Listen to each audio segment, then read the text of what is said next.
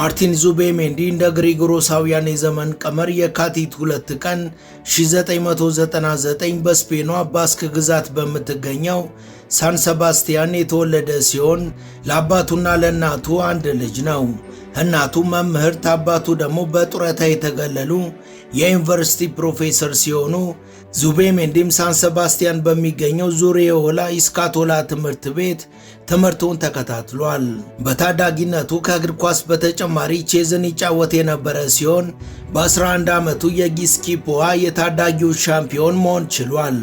ከ2006 እስከ 2013 በዶን ሲቲ ካፕ ላይ አንቲጓኮ ለተባለው የአካባቢው እግር ኳስ ቡድን መጫወት ጀመረ። ዙቤሜንዲ ለእግር ኳስ ችሎታውም ሆነ ፍላጎቱ በተሻለ ሁኔታ ስለነበረው በ2011 የሪያል ሶሲዳድን የታዳጊዎች ቡድንን ተቀላቅሏል።